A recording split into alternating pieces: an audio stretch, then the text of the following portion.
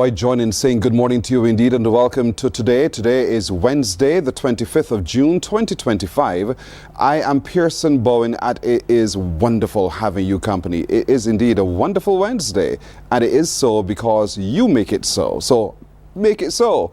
It's as simple as you deciding today, I shall not let anything cause me to be down. I shall do everything within my power to make today fantastic, not just for yourself, but for others as well, because in giving, there is so much more that you receive. And so I encourage you today to take a positive outlook at your life today and make the absolute best of it, because the best is awaiting you to come take hold of it and grab and make the best of it indeed. Best, I know. But nonetheless, good morning. Thank you so much for waking up to watch us on our streams on Facebook, YouTube, and our website, cbc.bb. Always grateful having you company right there. You make a decided choice, and we're thanking you for being able to do so. As always, I ask one thing of you. Share the show, share the love. Tell others about us and let them come along every day, not just to have fun with us, but to learn from those who we interact with as well. So I encourage you to continue doing so. And when you do so, to you I say thank you. Remember, if you have something or if you know of someone whose story you believe we need to tell, because it's one of those stories that will make a fine difference to many, tell us about it. Send us an email. Our email address is morninbarbados@cbc.bb. morninbarbados@cbc.bb. And again to you, thank you. Wednesday it is, the middle of the week, and what are you up to? What are you about today? What shall you do today that's different? Patricia Ben says good morning. She's watching from Philadelphia. And so to you, Patricia, we welcome you as always. Have a beautiful today. Slender Glenda from right here in Barbados. Good morning to you, Glenda. Have a marvelous, wonderful Wednesday as well. Marcia Rock, good morning to you as well. You extend to all of us a great day, and we send the same back to you. Thank you, Marcia, for your kindness, your generosity, and your good love. Anthony Smith is watching from New York. To you, Anthony Smith, he sends from the 718 to the 246. We send it back to you with loads of love. Thank you, Anthony. Have a great today. Remember, share the show. Tell others about us. Now, coming up today, we want to take a look at trauma recovery. When things happen around us that cause us discombobulation, what do we do? When it looks as if all around us is dark, how do we turn on the light? How do we find the switch to turn that on indeed? And so for those who are practitioners in emotional intelligence, in wellness, mental wellness, there's an opportunity today, and we'll talk to a few ladies who will join us to share about what they're doing and reintroduce us to a technique that they've proven over time that works. And so to all of you who pay attention this morning. Now, the energy, the rhythm, the color, that's the newest art installation by the National Cultural Foundation. What's that about? What are the artists creating for us? What do they want us to see? They will tell us about it in just a little while right here on Mornin Barbados as well. From Guyana is Joy Barry. Joy, good morning. Have a wonderful today from Guyana. Thank you so much for watching. Share the show there, even on the continent. Have yourself a great today, Joy. Now, are we good stewards of our environment? Are we really? Are we clued into our ecology? And if not, why not? Let's get wired. Today, we'll talk a little bit more about the activities of WIRRED Barbados and how they help us to be greater stewards of the space in which we live. The recipients of the Canewood and Hope Awards will join us this morning as we continue to celebrate those who are recipients in the recently concluded National Youth Awards. Squash in Barbados. Have you heard about squash in Barbados? What do you know about squash in Barbados? Have you been following the journey of our squash players? So, what's going on with them and what's being developed to further advance the sport of squash in Barbados? And before the morning is done, we'll meet the new High Commissioner to Barbados from Britain. He'll join us as we hear more about the British outreach to the Caribbean. What is their foreign policy like? Those are questions we shall ask, and hopefully we'll get some answers this morning as well. So you are here, and it's good having you here. But there's something I want to introduce you to right now, which is trauma recovery. And there are three ladies who can help us understand what that's about. Liza Gianetto is a licensed professional counselor. Dr. April Minjarez, she is a senior trauma recovery specialist. She's also the trainer in this workshop that's on. And Gemma Rivera is helping to lead that. They are right there on your screen. Good morning to you, ladies. Good morning. Thank you so much for joining morning. us this morning. We're looking at trauma recovery. And I'm trying to get a sense of understanding as to why you think this is an approach that we need to pay greater attention to right now, using what you call the eye movement desensitization and reprocessing therapy. Thank you so much for having us on. We Can I really hear you, appreciate Liza? it. Oh, there you are. Go ahead. Can you hear there me? you are. Okay. We're really thankful for you having us on. So we are from Trauma Recovery Humanitarian Assistance Program based in the United States.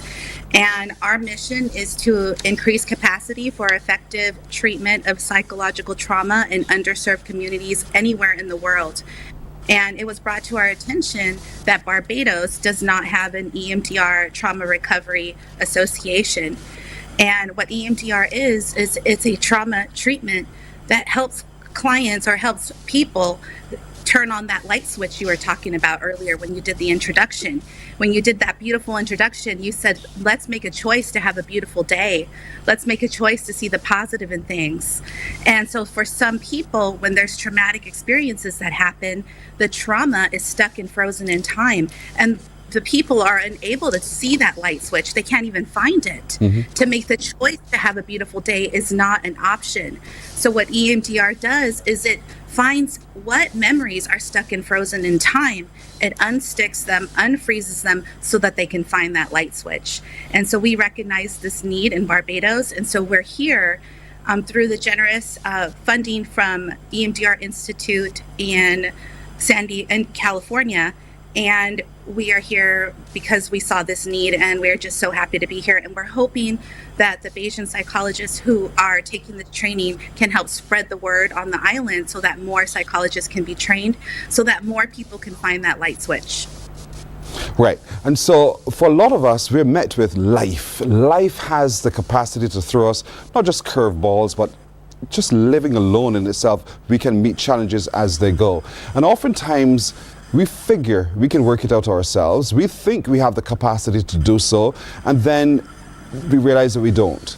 And we shut it aside and we move on. And we're figuring by moving on, we have solved the problem, but we have not done so. All we've done is stored the problem. And in storage, we run out of capacity at some point in time, and that causes a breakage. So how is this technique helping us to be able to mend before it breaks? Well, once you get to that point where you can no longer manage it, you can no longer keep stuffing it and pushing it aside, you're going to get symptoms. It's as if you eat something that is not good for your stomach.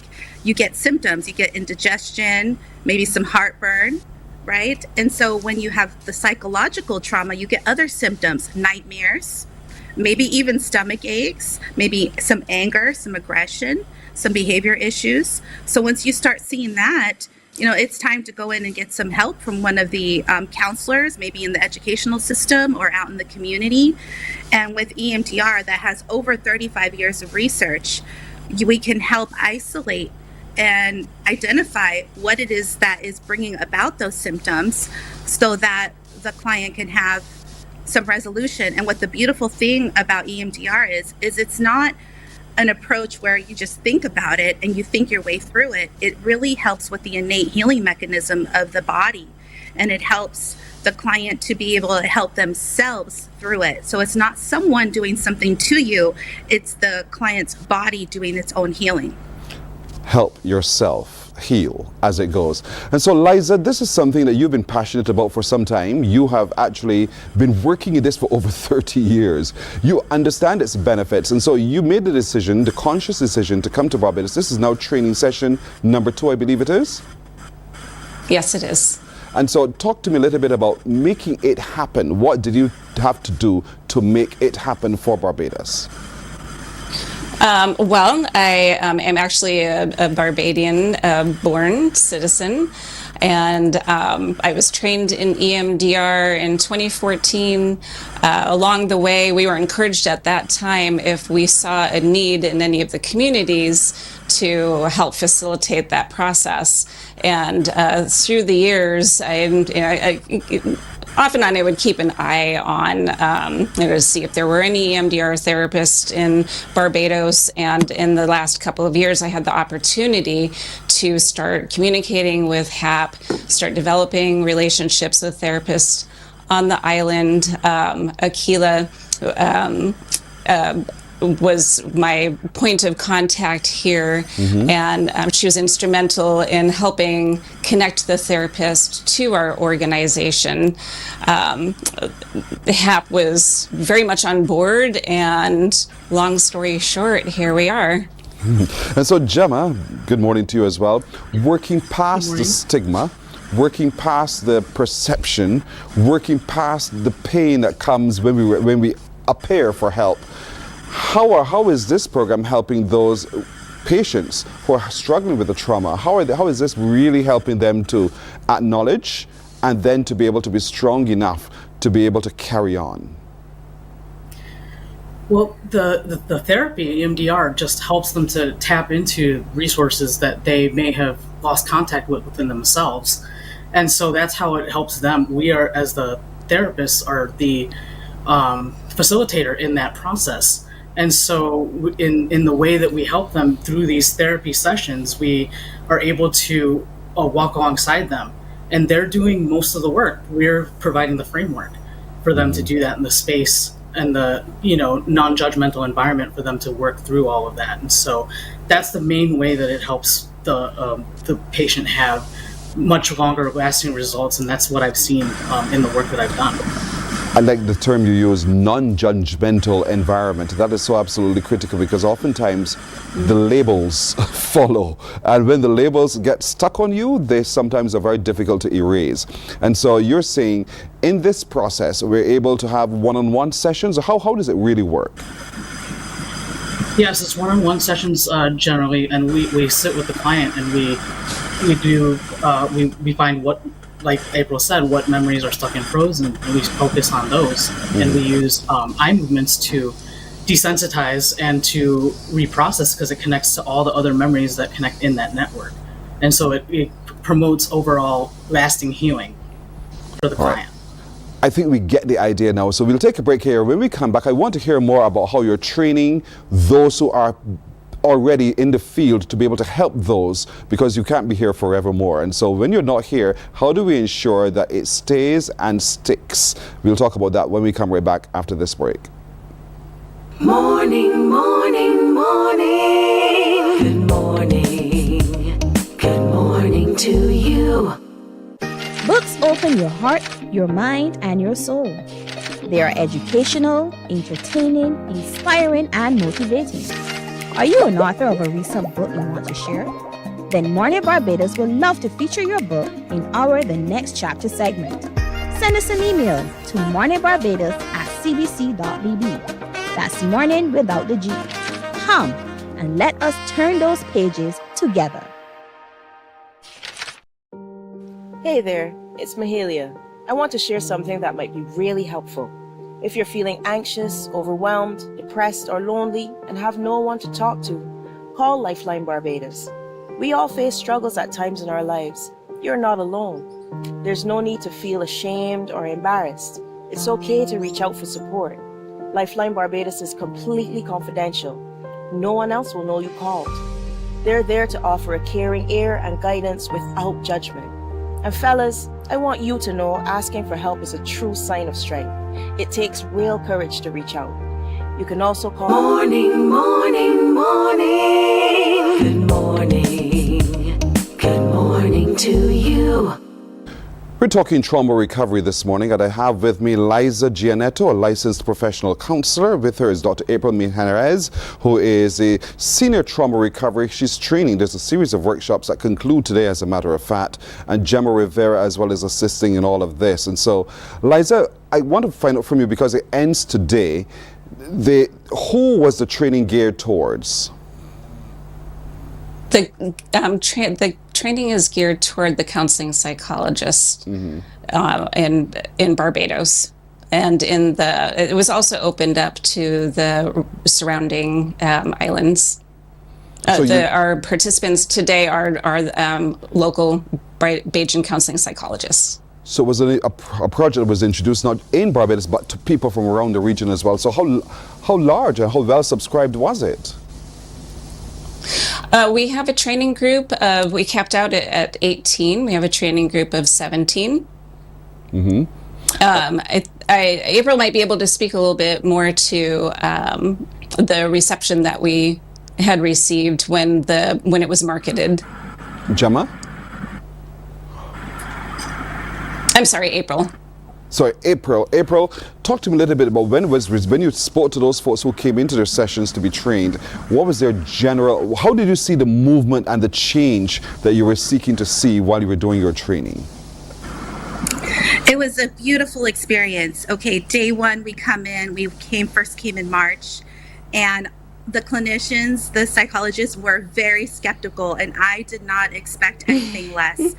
This is definitely a therapy that is very different than other types of therapies. And because there is no EMDR here in Barbados, it was almost like, what is this? So they were very, very skeptical. And by the third day, many of them were sold, because in the training, not only do they learn how to do this type of therapy, they also experience it for themselves. So they get to be the client, they get to experience it as the therapist, and they get to experience it as the observer. So many of them who told me straight out, listen, I don't really know about this, and I don't know if my clients are going to really like this. Well, in between the part 1 and the part 2 that we're doing now, we have consultation that we gave to them, and they were able to try this out with their clients, and many of them have had positive, lovely, wonderful experiences. And I believe that the reason that they went ahead and did this is because they got to experience it for themselves, and they saw how powerful it was. So initially, a lot of skepticism, very well received now, and the hope is that we can continue support them. Trauma Recovery HAP, along with ALAC, which stands for the Alliance of EMDR in Latin America and the Caribbean. These two organizations are going to help the Bayesian clinicians to form their own regional association so that they can be part of the larger group and get support. I'm holding on to words for just a moment. It's called the eye movement desensitization and reprocessing therapy. So just the first couple words, eye movement. How does this therapy work? Explain it so that I can see practically how this particular therapy works, because it starts with eye movement. Yes. So when you have a memory that is bothering you, or an experience that is bothering you, it's almost as if it's always there. It just doesn't go away. It's front and center. And no matter what you do, no matter how much you try to push it down, it plays a role in your life today. So what we say is, how is the past present? How is the past getting in the way of your present day? How is the past getting in the way of you finding that light switch? And so what we do is we find out what the memory is. We ask a series of questions, and then we say to the client, follow my fingers. And so that sounds a little strange, but as the client is watching and doing the eye movements, there's something that happens that mimics REM sleep. I don't know if you've ever watched your child sleep and then you see the eyes moving left and right. Well, when that's happening, what's happening is memories are being stored in long-term storage. And so eye movements mimic REM sleep in a way so that the stuck frozen memories can now be stored in long-term storage. So now that the past can truly be in the past. So there are many different theories of how this works, and that's one of them, REM sleep. Interesting. And so this is not hypnosis, because we went from left to right. It's not hypnosis. It is just a transfer, or not just a replacement of, but a removal from one space to another space, to a more pleasant space, so that you can begin to live a more meaningful existence. And so that process allows us to be able to do so. And oftentimes when you talk about eye movement, we didn't even realize that when our eyes flicker, that's what we're actually doing. And so you're helping us to reverse that flicker, so to speak. So rather than moving into storage, we're moving into dumping. And in dumping, we're now freeing up the space for us to live happier and more meaningfully. And so that's what it's about. And so the therapy helps us to reprocess how we do what we do. And it Yes. becomes then an unconscious effort, because now we know, we begin to practice what we now know, and it replaces what we didn't know. And so for the 20 or so practitioners who are under your training, at the end of it all, you're hoping that you said to become a regional body who does the same and to be able to replicate it across the region? Yes, our hope is that we can help support the Bayesian clinicians here so that they can have their own trauma recovery network, that we can build capacity here so that the trainers who come here next will be from here, that they can then train the next generation of psychologists here. It could be self-sustaining with the support of EMDR Latin America and the Caribbean. So it's open to anyone, everyone? Or is it simply open to psychiatrists or psychologists? Any licensed mental health provider. So I can too. I can too. I mean, all of us who have the capacity to be able to change lives should be able to know this technique at some level. And so, Gemma, talk to me a little bit about what you see to be its real true in longevity and practicality within the society known as the Caribbean. I'm sorry, I didn't hear that question correctly. Could you I'm trying to see how we apply what we now know practically within the Caribbean. What's its true potential for being able to be accepted within the region, knowing the way we see things? It changes your outlook on life. It helps you to help your community at large. I've seen it work within my own community. I'm based in Las Vegas, Nevada, and I was there during during very, very large events and shooting and watching people heal and how it moves outward from within the client and affects the community at large, families. That's how I see it in the same way, affecting the Caribbean at large. That's fantastic. And so, folks, now we now know more about eye movement desensitization and reprocessing therapy. And we have a number of practitioners in Barbados and the region now who know more because they've completed 2 training sessions and now are in greater capacity to be able to use the therapy with their clients. We're talking about relieving trauma, opening up the possibilities and the pores, literally, for you to breathe easier and to exist more happily within your space by not just confronting the reality, but also to be able to repark that reality so that you can now replace it with an opportunity for you to thrive. And so now we know we have practitioners who are licensed to be able to do so. We want to commend you ladies for joining us this morning and to sharing with us this change in how we approach mental health, wellness in our region, and we wish you well with all your future endeavors. Thank you. Thank you. Thank you. You are very welcome indeed. We're taking a break here, folks. We're back in just a moment. Morning, morning, morning. Good morning. Good morning to you.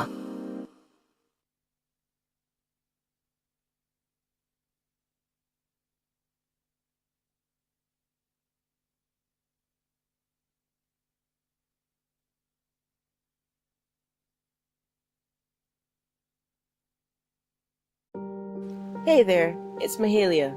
I want to share something that might be really helpful. If you're feeling anxious, overwhelmed, depressed, or lonely and have no one to talk to, call Lifeline Barbados. We all face struggles at times in our lives. You're not alone. There's no need to feel ashamed or embarrassed. It's okay to reach out for support. Lifeline Barbados is completely confidential. No one else will know you called.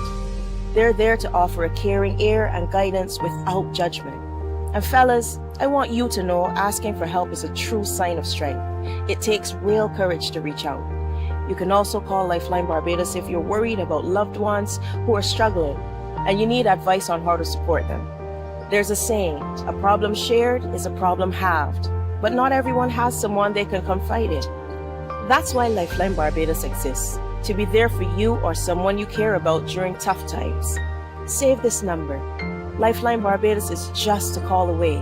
Remember, you can reach out whenever you need to talk. There is a saying, Morning, morning, morning. Good morning. Good morning to you. 25 and a half minutes now after 6 o'clock. I am thrilled to have with us the folks from WIRRED once again. You remember, we met the recipient of one of our National Youth Awards, a Miss Micah Joseph. She's back with me this morning. She's brought along the Managing Director of WIRRED, who is Lisa Fenty. Good morning again, ladies. Good morning. Good morning. And I'm so glad, Micah, that you followed through. Yes, you came back certainly. to us because it's such a critical subject for discovery and explanation and engagement for Barbadians as well. First of all, thank you so much, Lisa, for coming and for the work you're doing in WIRRED. And now that we are on the tip of it, we want people to get to know more of it so that we can all be a part of the journey with you. So explain to me just a little bit about what WIRRED does and what WIRRED is. So when we talk about Walker's Reserve, or we talk about Walker's, people immediately think of the sand quarry. People will actually say, oh, you're from the sand hole, you work in the sand hole when we say that. So what we do at WIRRED is actually charged with the regeneration of the space. So the sand quarry has been in existence for more than 50 years. We've been extracting sand all the way through. Since 2012, we've actually made a movement now to go from that degraded land space, from extracting the land and actually regenerate it. And we're making it into a lush reserve where we have food production happening on site. We have a full ecosystem. We're building back the biodiversity for plants and for animals on the space. So it's moved from, you know, this useless, or what would have been called a useless space in a lot of places, it's actually turned into landfills. We've actually reformed it, and we've made it into this beautiful space which we encourage persons to come and enjoy. Some would say, what we build, we need sand. And here it is, you're depriving me of a building material. What would you say? We haven't deprived anybody of anything, first of all. So for the last 60 years, we have been providing sand on a consistent basis. We are obviously, because it's a depleting resource, so we are moving to the end of that in a few years. Right. So we have actually provided for everyone a bit of climate resilience in that space. So instead of having the degraded space there, which would have happened after the sand is extracted, we have refined it into something much better. Yeah. And I want to show folks, because there's one of the pictures that you shared with me that I thought was so riveting and tells the story better than I could even say. Take a look at your screens right now, ladies and gentlemen, and see if you see the story that has been told over time. Look at the top of your screen. You see in 2014, that denuded land that Lisa was just talking about. Then look at 2015, 1 year later, when they began the work of restoration of the facility right there. Then a year later, after 2015, in 2016, how it has transformed significantly in the space of 1 year. And here we are now in the Oasis in 2024 and beyond. And so that's the work of WIRRED. That's the work these young ladies and their team have been doing over time in that space that we used to quarry, that we used to just dig up in, basically to say like a Bajan, and walk away. But now you're saying come back. Yeah. And you're coming back to the Oasis now. But that must have taken a lot of work. It has taken a lot of work. And I mean, for us, it's been a journey of innovation. We've done extensive research. We've done, you know, trial and error to try and figure out what has worked best. And we have found, or, you know, we have more or less become experts in the field from our playing, right? Yeah, we found our sweet spot now. So we're able to understand how we should be terracing the land, the types of plants that we should be planting to anchor the soil to get rid of soil erosion and land slippage that could possibly happen, because obviously, if you saw, we had some significant slopes going down. So we have a very nice terracing structure that we've put in place. We look at nitrogen fixing plants. So we don't use any chemicals on site, but we're able to have something sand. How often are we able to grow well in sand? Yes, yes. On site, we're able to pull in our waste materials. So the things that we cut back, we put back into the earth, we compost it, we've made that soil rich, and we've had the recipe now to be able to grow food, to have, you know, lush soils all around. Wow. And so, Micah, we're looking at the screen and we're seeing, I just planted a tree. And you're seeing, by Scotiabank in this instance, how teams of people are joining in the project because we see the value in it. So this is actually through our One Tree for Every Bajan program, which was developed in 2018 to plant with the goal of planting 285,000 trees, one tree for every Bajan. And of course, I think we're at 200,000. close to 200,000 Getting trees there. that we've planted. So quite a few companies through their CSRs, they come to plant trees or they donate to us to have persons plant trees as well. So that allows for people to get their hands dirty while really connecting with nature, forming a bond with nature. And we offer lots of different experiences where people can come and connect with nature on site, whether it be our hikes, which are absolutely fascinating. I mean, St. Andrew is, in my opinion, the most beautiful site of the island. I'm not going to lie. Our walking tours, our driving tours, we even have bee experiences where people can come and experience bees, become beekeepers, do the training and such, and birding experiences too. So yeah, it's a space where people can come and really connect and reconnect with nature and learn about regeneration, regenerative agriculture and such. Talk to me a little bit about the value of ecology, because we see it happening, we see it as confusion because we don't quite understand it. It's like cut it down, clear it off. But there's a lot of value in that, and that's what you do. There is a lot of value in ecology, and you actually made a really good point by saying cut down and clear off. We're so quick to cut and clear in Barbados, and it's very unfortunate when these plants are providing us with things like oxygen. They're providing us with carbon sequestration, which aids in the mitigation of climate change, and then it's providing us with a space, as I said, that can really bring communities together, to be honest, in various ways. And yeah, I definitely think that the mindset here in Barbados needs to change, and we are that project that is aiming to do that through workshops and educational tours and such. So, you know, Lisa, this morning as I was coming to work, I was listening to the BBC, and they have a segment known as the Climate Question. In the Climate Question, they were discussing today carbon dioxide and whether trees or just the ocean. Should we plant more trees, or should we just let the ocean take care of carbon dioxide emissions? So this is also keyed into what you do there as well. So talk to me a little bit about that question and help me understand what you think might be the better response to that question. We already have the ocean, and the ocean is doing quite a bit of work for us. But we also do know that we're in a space where temperatures are rising and we are much more susceptible to climate change and to climate events. So it does make sense for us to also look at the land, look at increasing biodiversity, look at having more plants, because the plants are pulling the carbon out of the atmosphere and having a significant effect towards reducing climate change. So we know we're doing a dual approach by making sure that we're taking care of our oceans, and we have the ocean space there, but we are definitely needing to have more planting around. And I mean, our government has been very forward-facing and trying to do that as well with the 1 million trees planted initiative. And I think we've done a good job of trying to get towards, helping us to get towards that goal as well. And so the beauty of butterflies, the buzz of the bee, I know, and suddenly you don't see butterflies there before. And I question all the time, where you should come up. Okay, the invitation has been thrown out. Right outside our educational center, you can always find, well, when they're around, you can always find some cocoons, you can always see butterflies, some monarch butterflies just flying around, so you should come up. I really should, but they are essential to what we do. They help with pollination as well. Yes. And so I know that's something you're passionate about, Micah. Yeah, I'm very pollination. passionate about it. And so talk to me just briefly as well about what pollination is, so that people understand when they see the bumblebee or the regular bee, the butterfly, not to swoosh them away. So pollination essentially is the transfer of pollen from one plant to the other. That increases the amount of yield you have within the plants. This is fruiting plants, food plants that provide us with nutrition, and it also increases the biodiversity within these plants. Biodiversity is essential because it really assists plants in growing healthier and fighting certain pests and diseases as well.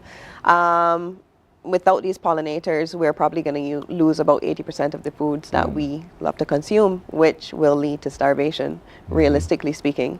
And that is so important for us on site. As Lisa would have said, we have many butterflies around. Once you provide the environment for them, they will come. Like our lakes that we have on site, they were formed through the mining process. They're perched aquifers that were exposed, and from then on, we had many birds that started to nest on the water as well. We provide bee hotels for solitary bees. We have amazing bee hotels for solitary bees on site. If your loan is accommodation for you. I mean, but pollinators are essential. Pollination is so important. We have lots of schools that come through where they learn about pollination, they learn about the bees, the butterflies, the birds, and how they contribute to our environment. That is so important indeed. And so it's changing what you do. You're changing our perception of the things that we see as pests, and now having a greater appreciation and respect for their role. We have a role to play. They have a role to play in our ecology as well. And so as we continue to grow as a people, let's have greater respect for our ecology and the things that exist within our ecology. WIRRED helps us to be able to do so. Ladies, thank you. I am now turned on to any environment. There's no other way you can imagine, honestly. Lisa Fenty, the Managing Director of WIRRED, there at the quarry in St. Andrew. And of course, Micah Joseph, who is the Project Officer, Tour Manager as well. So she'll guide you through the tour if you're taking the tour of WIRRED as well. This is fantastic work. Well done. Thank you so much. Thank you so much. You're very welcome. We're coming back in just a moment. Morning, morning, morning. Good morning. Good morning to you. There is a saying, you can find a Bajan anywhere. Are you a Bajan living abroad? Or do you know of one who has migrated to another country? Well, we at Mornin Barbados would love to have you or them on our Bajan Afar segment. Share your amazing stories, experiences, and how you have adapted to a new culture. Send us an email to morninbarbados@cbc.vb. And together we will travel the world.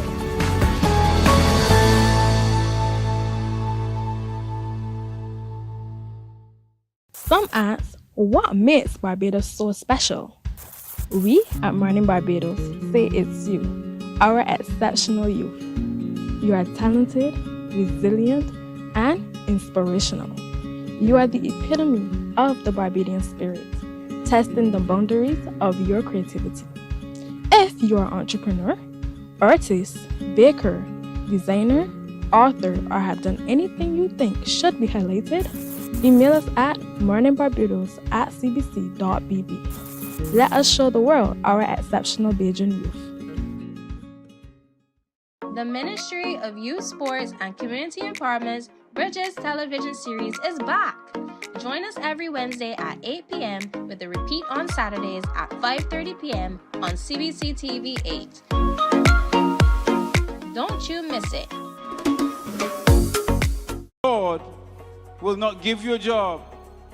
God will not call you to do something and then not give you the capacity to have it, to make it happen.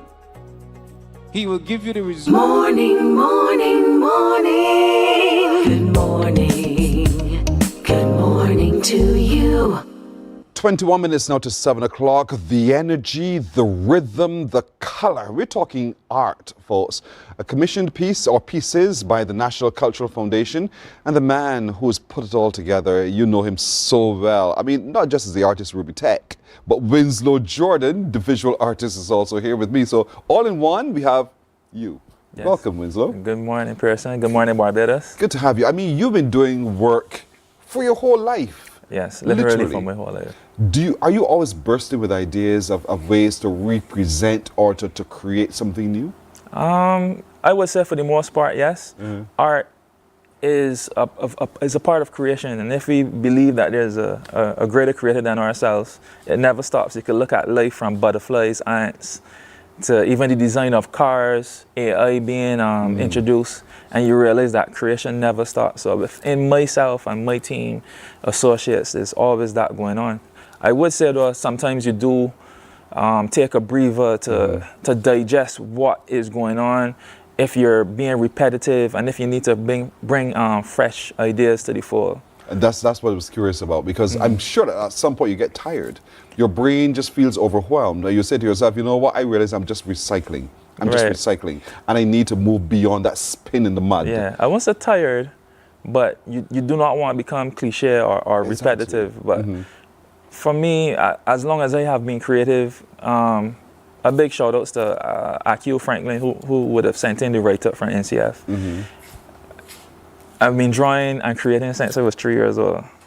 Not knowing that I had been doing that, but when I look back and I asked my father, my late father, Mr. Jordan, how long have you been doing this? And he was like, well, from 3, from 3, 2 years old, you know, that kind of age. Yeah. And I never tire of it because one of my main influences and inspiration is actually people. Because when I look at everybody from Shadia Williams, I look at the cricketers we have here, I look at the artists we have here, the Shane Eastmans and the Von Halls, I look at the Sheena Roses, I look at the Sun Rocks, I look at yourself. They're all people pushing to go forward at any age, in any realm that are discipline that they are doing. So it's like, so what about me? I supposed to stand here and not do nothing? I'm using y'all as motivation and inspiration every day. And I'm so glad you said that, because I wanted to ask you, what do you see? Because in your eyes are different from mine. I see certain things as well, but I believe that you see a little bit differently from what I see. So could you define in any words how your eyes work and what they see? My eyes are basically a conduit to the brain, and I see a lot in color, but I also see sound. Really? So hence why I can do music and I can do art, because they're actually from the same, there was some of the earliest communication devices. And I would dare say, I think that my father encouraged that. Like, he was never a person, as long as I brought good grades, as long as I did well, you could do whatever you want to do. Wow. But as an artist himself, he probably knew better than myself, being an artist and a visionary, a visual person in the 60s, 70s coming up in Barbados. I don't think that was a necessary thing that people say, oh, you're going to do a job in that? Yes. You understand that, especially as black people, you might want to go and do something more in mechanics or lawyer or something, whatever. But when you're saying that you're a visual artist in the 60s, 70s, I wasn't there. But I can imagine that there would be some kind of coercion to go in a different direction. He saw your passion. He saw your desire. He saw that even as small as you were, you were also tall above others. And so he said, I'll hone this little boy, not to be a copy of me, but to be him. Right. And so that's what you do. You capture the energy, you capture the essence of, and then you show it back to us, and we get it. That's exactly. And sometimes, and that's why I say your eyes are different from mine, because sometimes I don't see the energy you see. But when we see what you see, then we go like, that is true. And so these pieces of art that you've created now, commissioned by the NCF, how many pieces are there, by the way? There are 6 pieces. It was actually supposed to be a bit more, but I am a very detail-oriented person. And you wanted it to be here at a good time, which is conducive to the festival itself. So for us to do more, it kind of shifted. It began as one thing, but then it ended up as something else. But it is a progression of pieces that I have been working with them yearly.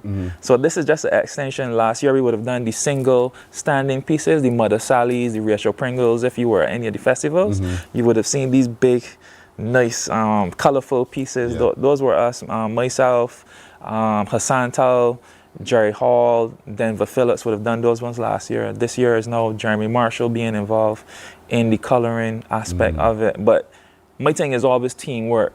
One vision, yes, but one man is no island by himself. So I always try to get my team involved, because they have as good and sometimes even better ideas than myself. And I'm always a person who's willing to listen to gain the greatest output. How humble thou art, indeed.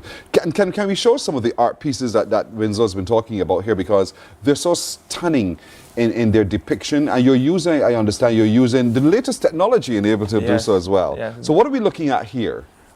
This is a depiction of a party scene, more festive. You got the pan involved, you got the people dancing, you know, revelry and what's not.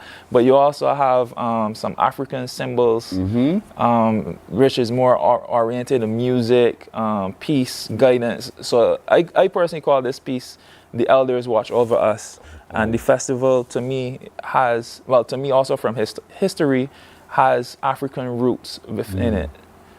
This piece was colored by Hassan Tal as well. That is fantastic. And this one, look at this for yourself, folks. All the things that represent us as an island, you see right in there, from the flying fish to the music, to the walking of the beach, the folks on pan. Talk to me about this one. This is called Pan and Trumpet. And the themes were collectively created by us and the team at the NCF. Shout outs to Jamal. But we wanted to show the vibrance, the color, also the emotion that the musicians did themselves, because smiles. Yes, because energy reverberates. Yes. So from the audience to the pan man to the sax to the trumpeters, that energy comes from one side and then it circulates and it comes back out, and then it's just a cohesive synergy between the artists and the audience and whoever watching and participating. This is what we wanted to convey. And Barbados is a very vibrant place. Even how we dress, the colors we use, the foods we eat, everything is alive, robust, and vibrant. Oh boy, here we go now. This is Beijing Market. This was colored by... That lady selling this, she looks so real. So real. That's someone you've seen before, I'm sure. Yes. I always try to utilize reality, people, things, and as you said, like through our eyes, you want to, even if it's a cartoonish aspect, a caricature, you need to imbue the caricature with some form of life and likeness, that it resonates with the viewer. Like it might not be like a Picasso or a Rembrandt, or how you have a Michelangelo, where it's fully realistic, but there's reality within the lines and the representation of the human character. You have shadows in that? Yes. How did you get shadows in that piece?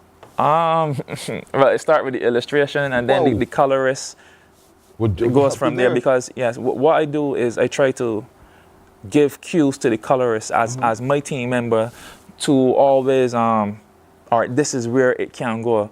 Can you help me get it there? So you always need to give them cues. It's like a director, director tell you sit here, sit there. I know. But right. I get it, but I'm so fascinated by that piece in particular, simply because of how real it is, where the sun hits and it casts a shadow, and you're able to depict that in your art piece as well. Yes, because that brings it alive. It's called visual information, and you give the eye more visual information. So we actually register things on a psychological level, which is conscious and subconscious. So subconsciously, you recognize that as the sun descends, the increase or the intensity of the shadow extends. So when you put that information on there, as I said, even if it's just a cartoon or a simple image, light and shadow, your brain completes the image. It's like me taking out, like if I had snuggle and I take out the 2 G's, but you use it in the context, you know that word is snuggle or what's not. So your brain completes it. Wow, that's fantastic. So I'm saying this like this because I want folks, as you see these pieces of art, don't just see it nakedly like that. Look beneath it and you will see so much more. Right. And here we are with the stiltman and all inside. Right. There's a character there with the big 1, 2, 3 after beyond King Dial, the third little boy there with the bicycle. He's one that's been brought from time immemorial. Right. This is Jones, the character that my father created that y'all would have been familiar with on Sunday mornings, Saturdays, and something. You got to watch the cartoons. Yeah. And he's very local in origin, Robert Jones, and I wanted to keep him as a icon within my father's work to remind people through myself that my father's energy still lives. Still lives, yes. So let's watch through these characters. The lady in the red there with the big earrings at the left. Mother Sally. That's a Mother Sally. We know King Dial. Jones. And the next lady. Rachel Pringle. Ah, Miss Pringle. And the man sitting there. That's Shilling. Jeez, I'm getting it right. Yeah. Stilt man. Just a stilt man. Stilt man. The man with the drums. Potato mouth. Potato mouth. Ah, look at the rat. Yeah, man. And that's Ratley? No, Lord. I don't know what he name it. Escaped me just now. A mongoose? Sly mongoose. Sly mongoose. Look at that. It is so beautiful. Up into the clouds they are. But these are people who are legendary. And so they stand, above us all. Yes. And so that's the beauty of that art piece as well. And Barbados icons as well. Yeah, this is fantastic. So these are some of the pieces of art. You said there's 6 of them. Yes. And so where can people, the public, now go and engage with these art? I think they're seeing them all now, because I have had reports that people have been seeing them on the highways from St. Lucie to You just drive out. Yeah. Just drive around and see it. But if you are at, more than likely, I believe some of them will be used at things like Pan Fusion and Kiddies Kadooment, because there was a Kiddies piece that passed earlier, and that was designed specifically to bring color and vigor to the festivity. To the festival. Yeah, man. These pieces of art, folks, are all over our island, And so as you move around, you'll engage with them. Just don't just drive by them. Stop and look for a minute. Engage in conversation with the children who are in the cars with you as well, and let them understand a bit more beneath what you just see. Do not see them as gimmicks. They are more than gimmicks. They are messages, as a matter of fact. And so as you move around, feel the energy, feel the rhythm, see the color. And in your seeing the color, you feel the color. All of these have been done by the team of Winslow Rubitech Jordan. I know he doesn't want to be a man on his own, but whoa. I missed this one. Yes, you do. Go back. This one. Right. This is my interpretation of the Shaggy Bear. There's a green monkey behind the timestamp there that you'll have. Yes. Steel donkey, heart man, and of course we have to do front.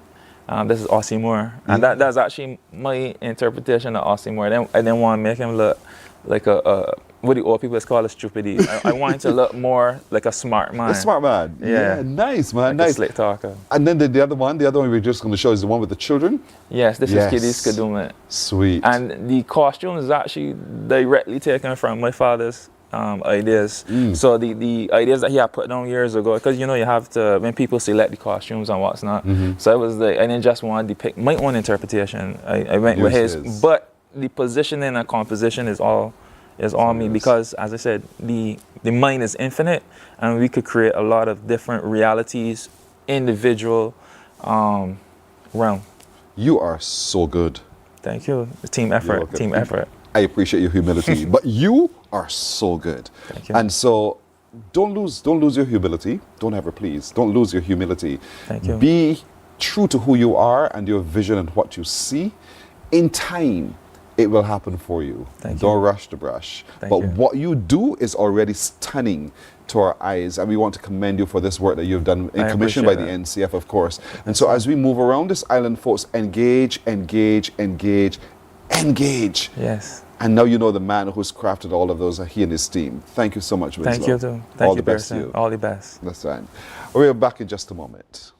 Morning, morning, morning. Good morning. Good morning to you.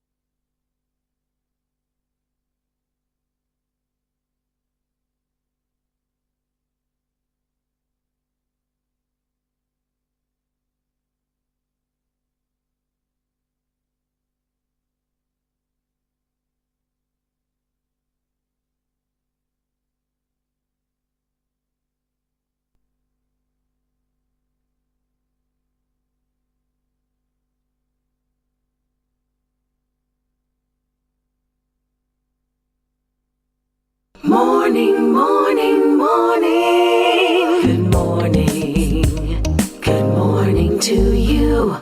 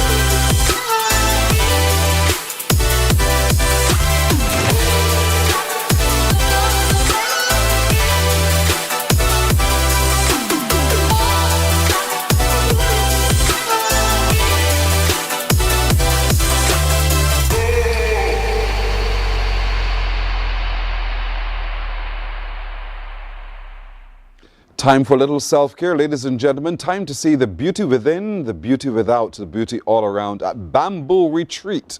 And of course, you know, our master therapist, Steve Andrews, is with us again. Steve, morning. Good morning, Barbados. It's always a pleasure to be here. As always, life is beautiful, and life is even more beautiful at Bamboo Retreat. Yes, I mean, everything you were talking about this morning is that we just fit into it. Nature, it is nature, the creativity, we are there. Yes. All of those things that we are doing at the Bamboo Retreat. I mean, all of our services that we do, our manicures, our pedicures, our facial, our body wraps, body scrub, we have body masks, we have sauna, we have hot tub. We have now added a one-bedroom apartment to the retreat. So we do short-term. So if you want to come over and have really a retreat. So we are doing so many different things. We have now added an outdoor kitchen. So we are doing original pizza, which is the clay block pizza, stone oven pizza. We do smoking, so we gone into the healthy aspect of what we do. So we are doing lots of different things, and the space is not what you see. It's a total different space now. The trees have grown up. It's like nature within nature itself. So, and that's what we do. We create a natural environment for people just to come, like the young lady was speaking about this morning. It's about when you come into nature and you just free oneself. You just allow the spirit to just run away with you. And it's such a beautiful space that we have created. One of the things that we are working on is we are rebuilding our team as well. So we're also looking for a massage therapist, spa therapist that can be a part of our team, because the business is expanding and we are trying to make sure that we can help fit in to make sure you can serve more. Serve more people as well. And yeah, because these are things that we are trying to do. So for persons that are looking for, our standard is high, so make sure that when you come, you understand that we have very high standard, because that's what our customers are looking for as well. So if you're that therapist that Steve is looking for at the Bamboo Retreat, how can they contact you? Well, you can reach us at our 436-9405, or you can send us an email, Barbados_Steve@yahoo.com, or you can send us a WhatsApp, is 2333104. You can reach us at, so all of our contacts is on our social media pages. You can reach out to us as well. Bamboo Retreat, transforming not just the space alone, but transforming you, because I'm sure that many people, when they walk away, having spent the time at Bamboo Retreat, they feel transformed. And that's what you don't just say it, you guarantee it. But we have customers for life. I mean, when person come to us, they don't go anywhere else. I have customers that was coming from me for the last 30 years. Wow. So we have customers for life. And I also, when you come to us, you might go a lots of different places, but it's like going in a circle, you end up right back at us. Right back. So you see people have gone and say, oh, I haven't come to you for a long while, but we're just searching. But you find us back because we set the standard. I mean, it's like a premium standard for therapy across the island. And I think that's something that I'm so passionate about. And my team understand that we are passionate about setting that standard. So when you come to us, you know, and it gives us trouble as well, because I think we have pushed ourselves so far that we have challenges, because someone said, well, why should I pay this for a massage when I can go here and get it? But I'm saying, but if you really understand what we do, then questionable prices never become important, because, I mean, we have solved so much problems. I mean, every day I walked and people walk up to me and say, oh, you didn't remember me. I had this problem, you solved this problem. Or I had that problem, you solved this problem. So, and that's what we are doing. And I'm trying to push that in other person. We're talking about development of young people. But one of the things that we are not being real to young persons. And we tend to think that everything happened now. It don't happen now. You have to put in the time. You have to put in the time. As I was saying to someone, we are not setting the example by saying you have to sacrifice today for your success or your continued development tomorrow. Everybody wants it today than to think about how do we make the sacrifice today. I make so much sacrifice and still making sacrifice, as not just as a business person, but as an entrepreneur. And then when you can see, now I'm traveling the world. I'm free of cost teaching around the globe. I mean, you're getting requests from different countries every day. When are you coming to decide? How can we hook up with you? So it's about making the sacrifice, putting in the work. And when you put in the work, then you will see the success. Success immediately. It's just an idea in the head. That's right. So get past the idea in the head and actually make it a reality. Yes, put in the work. Correct. Put in the work, put in the time. Yeah. Bamboo Retreat. Give us the numbers again. 436-94-5-233-3104. Yeah. And you can go to our social media, bambooretreat.com, Bamboo Retreat, Instagram, Bamboo Retreat, Facebook. And contact. He's looking for therapists, but he's also looking for you to come for the treatments as well. So, Bamboo Retreat, we commend it to you today. Steve, thank you so very much. It's a pleasure. Always a pleasure. Time usually run away, right? Indeed, it really runs away. We're putting in the time, but it goes so very quickly indeed. We're taking a break here. We're back with more in just a moment. Morning, morning, morning. Good morning. Good morning to you. God will not give you a job. God will not call you to do something and then not give you the capacity to have it, to make it happen. He will give you the resources, he'll give you the people. Not only will he equip you with ideas, but he will equip you with favor, as he did Nehemiah. Turn on the latest episode of Infinite Possibilities, only on CBC TV8, every Sunday at 1:30 p.m., sponsored by Covenant Life Teaching Center. Welcome to Nature's Discount, the ultimate health food store. At Nature's Discount, we have thousands of quality products at great prices. Hi guys, Dottie here with Nature's Discount, and today we are talking about Solar Ray Microbiome Probiotics and why you should be taking them. And we have well over 3,000 amazing products to help you get Morning, morning, morning. Good morning. Good morning to you. News time now. Prime Minister Mayor Amar Motley is supporting the recommendations for the age of eligibility for parliamentarians to receive their pension to be increased from 50 to 60. The report of the Parliamentary Reform Commission 2024, which the Prime Minister laid in the House of Assembly yesterday, states it is important parliamentarians' contributory pension arrangements be brought in line with modern realities. People don't understand that parliamentarians contribute to their own pensions in a major way. But people may not want to leave their monies in the system and may want simply to draw gratuity at a younger age and move. Now, why is this important? This government has made sure that anybody under contract can draw a gratuity not just for a full completed year, but for a prorated portion of the year.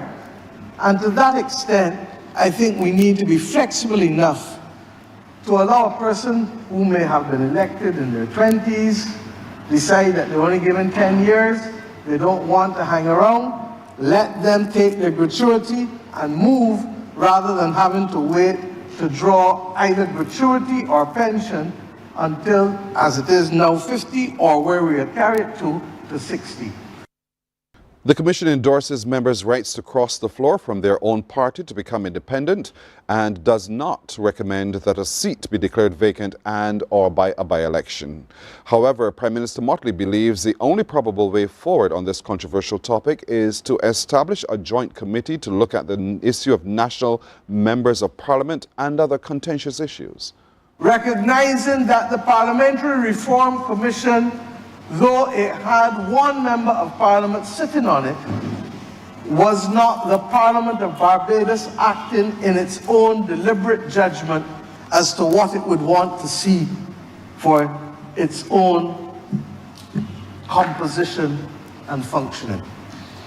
And in those circumstances, we expect that we would put before both houses and the Management Commission the opportunity to settle the terms of reference of what that joint working group of Parliament should look at and decide for further guidance beyond that which was received from the Parliamentary Reform Commission.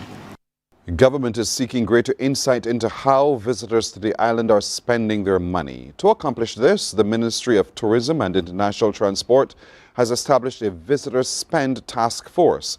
The Minister of Tourism, Ian Gooding-Edgell, says the overarching goal of the initiative is to ensure that every aspect of the visitor's journey, from accommodation to dining to cultural engagement and community experiences, translates into meaningful and widespread economic benefit. The minister was speaking at the Barbados Tourism Marketing's Connect Barbados, being held at the Wyndham Grand.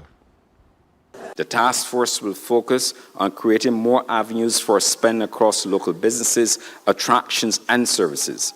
By doing so, we aim to stimulate inclusive, sustainable growth and deepen the impact of tourism. Naturally, as we focus on maximizing visitor expenditure, we must also ensure that quality and diversity of tourism offerings meet the evolving expectations of both travelers and the global travel trade. The police have detained a suspect following a theft at Colombian Emeralds at Bridgetown Duty Free yesterday. CBC News understands that just after midday, a young man ran off with a piece of jewelry after pretending to be interested in buying it. Officers on patrol pursued him as he ran towards Swan Street. With the assistance of civilians, he was apprehended and taken to the nearby Central Police Station. Bridgetown Duty Free remained closed for the remainder of yesterday. Now to sports, the stage is set for the opening test between the West Indies and Australia, which starts this morning at Kensington Oval.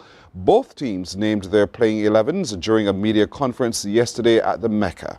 Anmar Goodrich-Boyce was there. 24 hours here at the iconic Kensington Oval.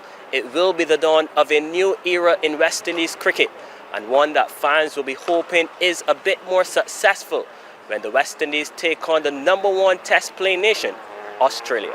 Barbadian all-rounder Roston Chase begins his tenure as skipper on his home ground against a vulnerable Australia team, fresh from defeat against South Africa in the World Test Championship final at Lord's. The visitors are without the likes of star batsman Steve Smith, who is injured, and Marnus Labuschagne, who has been dropped from the squad. Speaking during a pre-series media conference this morning, Chase, who will be playing his 50th Test match, is ready for the new challenge and is hoping to bring an attractive brand of cricket to the team for the fans. You can expect positive cricket from us. I mean, as I said, the game is evolving, so we're looking to play with a bit more flair and bring back that Caribbean style to the game. And we're just looking forward to making the Caribbean nation proud.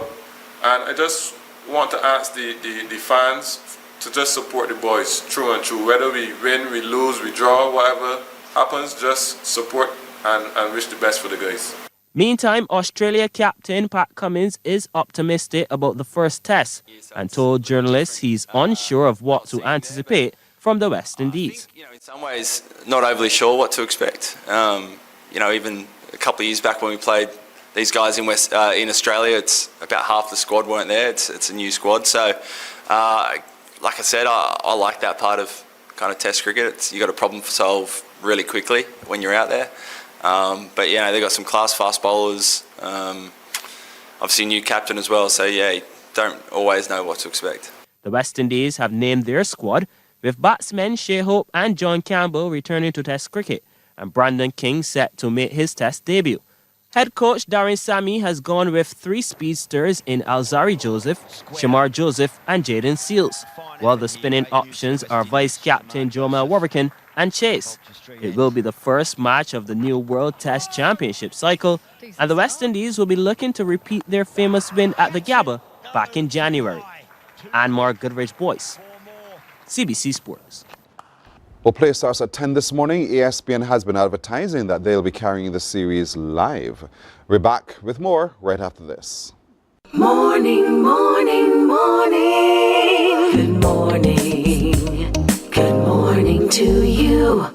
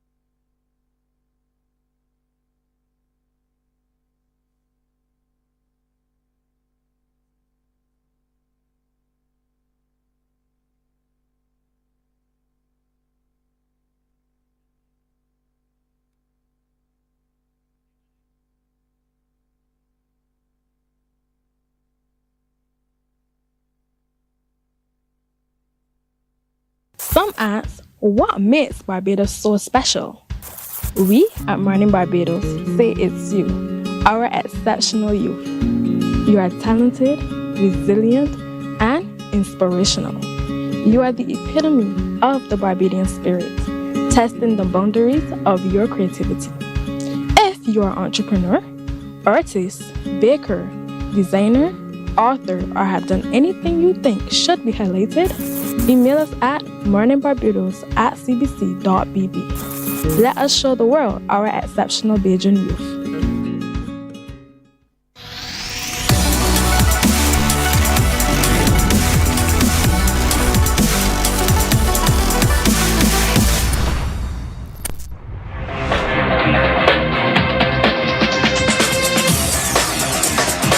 Week after week, Scold presents exciting reports and documentaries on the most varied topics of our time.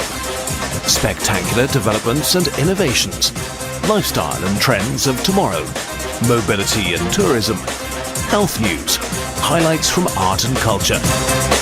Each contribution grabs the viewer with extraordinary images and stories and takes him into fascinating worlds which he experiences here exclusively and up close. We're there when companies and specialists develop super satellites for a global network in space and can look behind the scenes. Scold is a window to everything that is there or is yet to come. Fly with us through time to better understand today and tomorrow. You've always wanted that. Scold, a look into the future. God will not give you a job.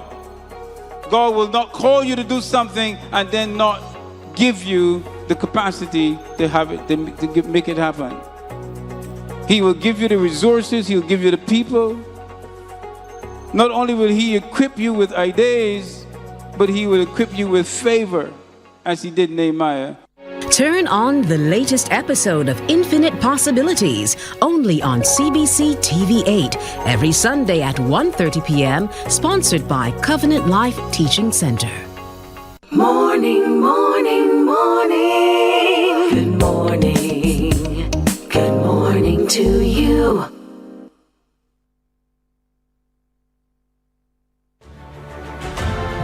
And the winner is Zachary Moore.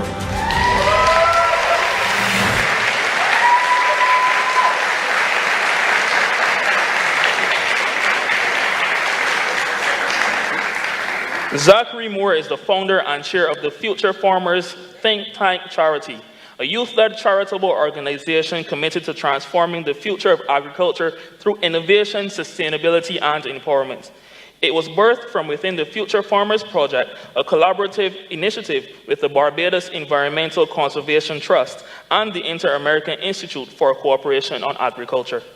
Zachary has a deep love and understanding of agriculture, and his passion has led him to create immersive, engaging opportunities for youth to be active around sustainable practices, which can lead to economic empowerment through agricultural development.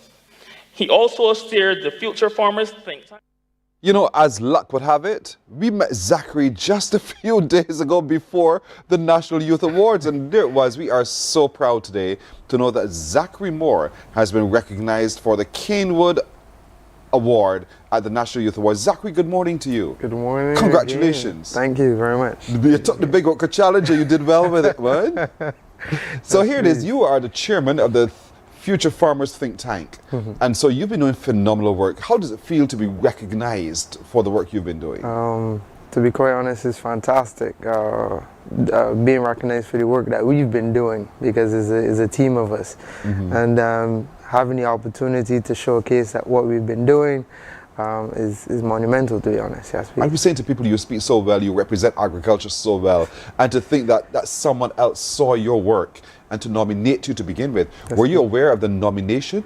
Yes, I was aware. I am so sorry. Yeah, no problem.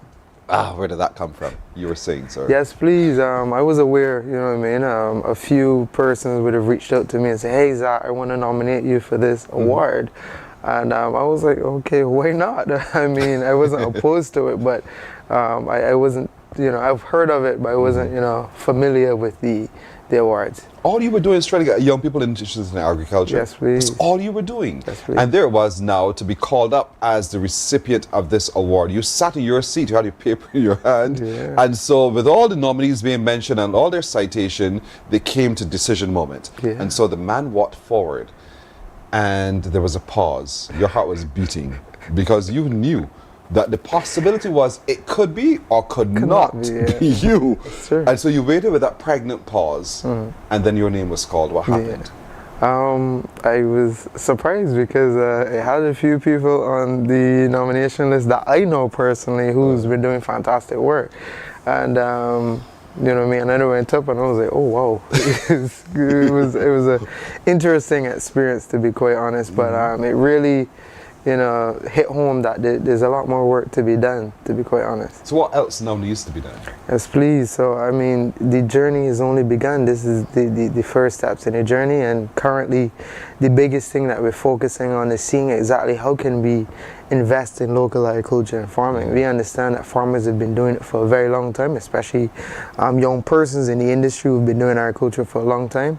And with our agri-trading platform, is looking at agri-tech, because we feel like moving forward, the best space that we could position ourselves within the industry, not only locally but internationally, is looking at research and development and technology within the agricultural space, more so for social development than anything else. Farmers need assistance. We've been crying out for it. Barbados is a fantastic service economy, so where are the services for farmers? And that's exactly where we want to position ourselves. You are so passionate about it that we are moved. We are truly moved. As I told you back then, we tell you still today. And so the Great Okra Challenge is still on, right? Definitely, definitely. The Great Okra Challenge is going to be forever. It's always going to be a challenge to win the hearts and minds of young persons within agriculture, especially when there's so many other tantalizing things to get interested into. Yeah. I'm so happy for you. You have no idea. Well done, Zachary. Thank you very much. But then the stage was also shared with some other announcements. Take a look at this one, which for a lot of you is extremely special. Listen to this one. I am happy to announce all, but I am even more happy to announce this one. The winner is Christchurch Foundation.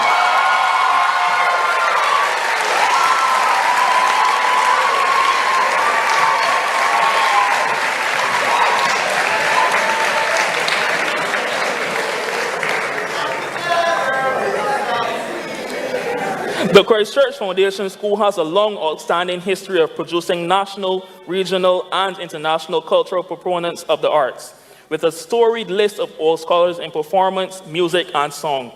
The school also boasts a cadre of excellent music teachers.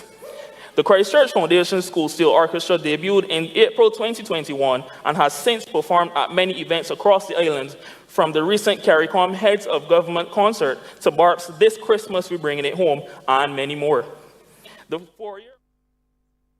In a short space of time, they have had such a tremendous impact on the Barbadian landscape that it is without doubt that they are deserving of the Hope Award. So ladies and gentlemen, from the Christchurch Foundation School, the director, the genius behind it all, Laurie WIRRED, is here, and he's brought along one of the panelists in Israel Leacock. Good morning, both of you. Morning. Israel, were you there?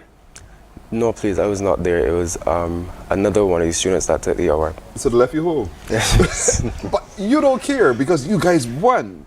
How long have you been playing pan now? I've been playing for 8 years, but I was playing with the Foundation Orchestra for over 3 years. Right, for it. And so, Laurie, here it is. I mean, you guys have taken national attention. That requires so much.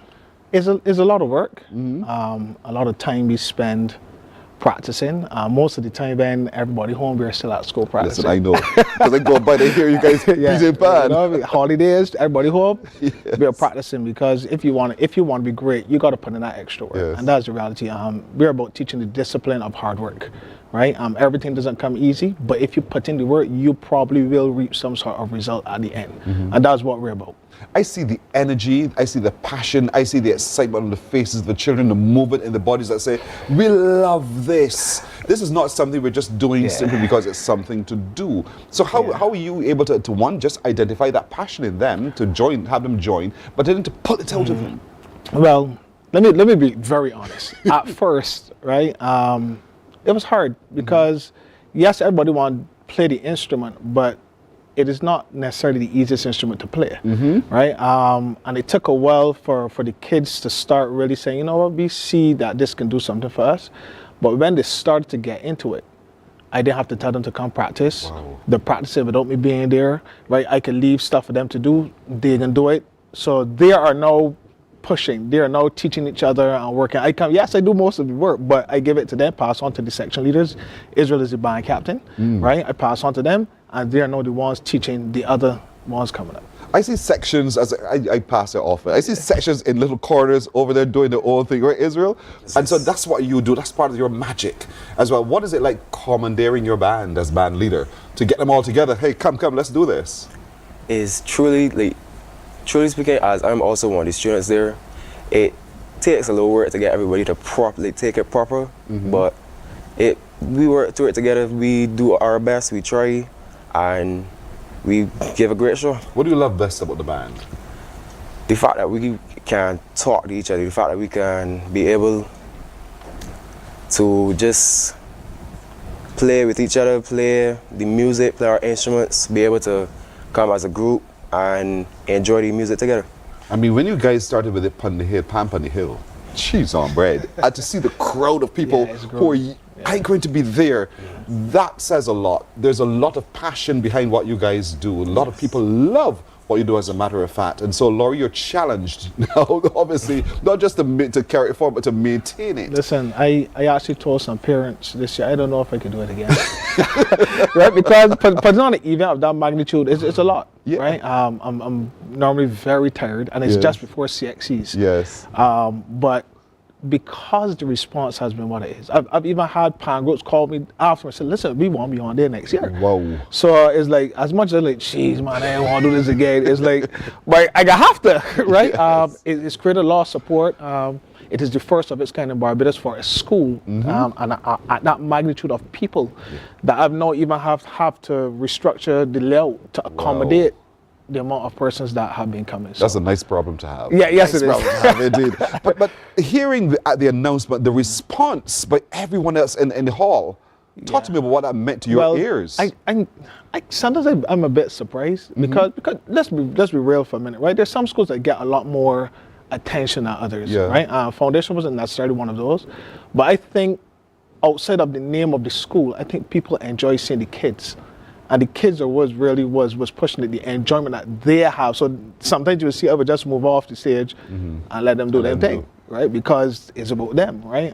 And that's what it is for me, man. Once, actually, I spend more time with them than I probably spend with my family. I suppose my wife would keep me out, right? But yeah, man, it's the kids. I think people love the energy that the kids bring. They're enjoying it. You can see it on them. You can see it. Right? And we like doing music that everybody can enjoy, and that's what we can keep doing. This is nice. They'll keep doing it. We love that guarantee, because we will guarantee to be there every time you do it, indeed. Please. So to both of you as recipients of these awards, congratulations. Christchurch Foundation School, excellent band, excellent band. Keep the excellence going. Let that be your standard. And you have a teacher behind you who's going to drive you, boys, down the road, so you can be sure that you're in the right coach at the right time, indeed.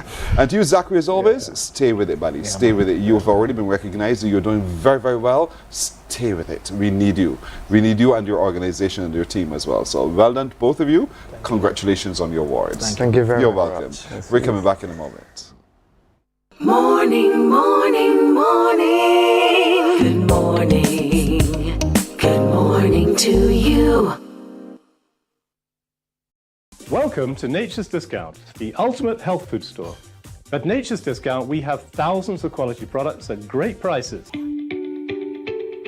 Hi guys, Dottie here with Nature's Discount, and today we are talking about solar ray, microbiome, probiotics, and why you should be taking them. And we have well over 3,000 amazing products to help you get healthy. For your health tips, tune in to CBC TV 8 every Monday, Tuesday, and Thursday for Nature's Discount, sponsored by Get Healthy Incorporated.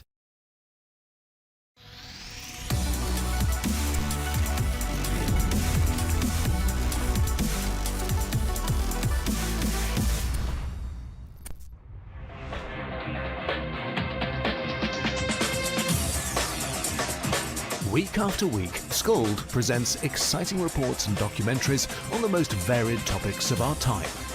Spectacular developments and innovations, lifestyle and trends of tomorrow, mobility and tourism, health news, highlights from art and culture. Each contribution grabs the viewer with extraordinary images and stories and takes him... Morning, morning, morning. Good morning. Good morning to you. 27 minutes now after 7 o'clock. What we do here in Barbados is to welcome, really open our arms to welcome and embrace all of our guests to our island. But when you come not just as a guest, but as a meaningful part of the relationship between our island and the United Kingdom, you're even more especially welcomed. And so we're happy to have joining us this morning is the recently appointed British Ambassador to the United Kingdom and to some other islands of the Caribbean as well. His Excellency is Simon Mustard. Good morning to you, sir. Good morning, and a pleasure to be here. You're very welcome. Thank you for being here with us on Morning Barbados, and thank you for accepting the engagement to come. This is over 20 years now. You were in Belize at some point. Over 20 years ago, you started in the Caribbean at Belize, and now here you are in Barbados. The bees in between there, indeed. Talk to me a little bit about you and your career in diplomatic relations. Sure. Well, as you say, my first overseas posting with what was then the Foreign Office was in fact in Belize 22 years ago. It seems like a long time when you say it, which was a fantastic experience for me. First overseas posting, first exposure to the Caribbean, Central America and all of the issues in this region. It's also where I ended up marrying my now wife.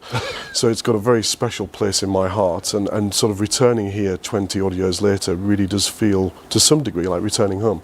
So it's fantastic to be back in the region and a real privilege to be here in Barbados. That posting then helps you to understand who we are now.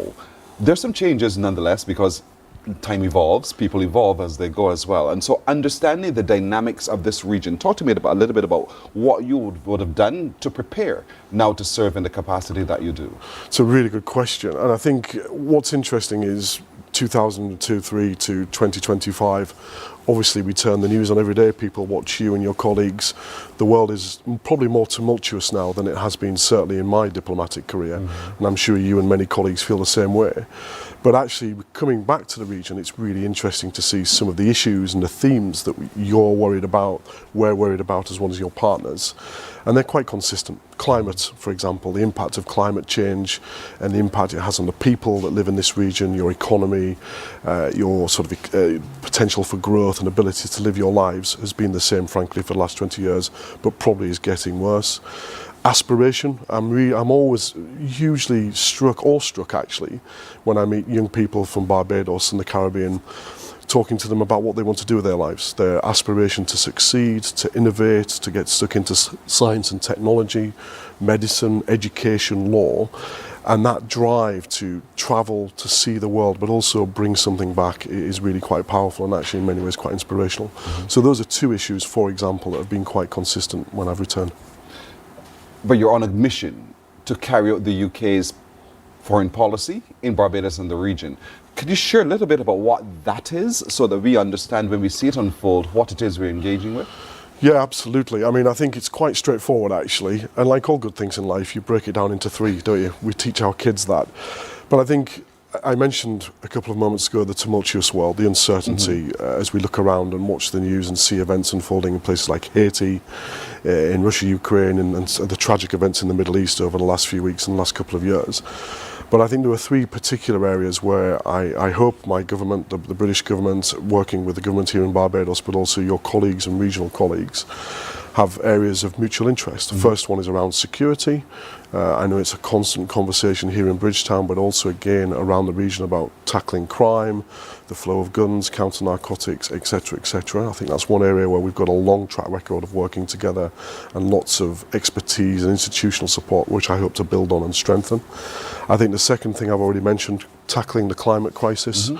It's very easy to get sucked into the day-to-day stuff in the news, but what is very clear in the planet we're all living on, there are more storms taking place during hurricane season, temperatures are rising, we're seeing impacts on the ocean, on the coral and on sea life and things like that.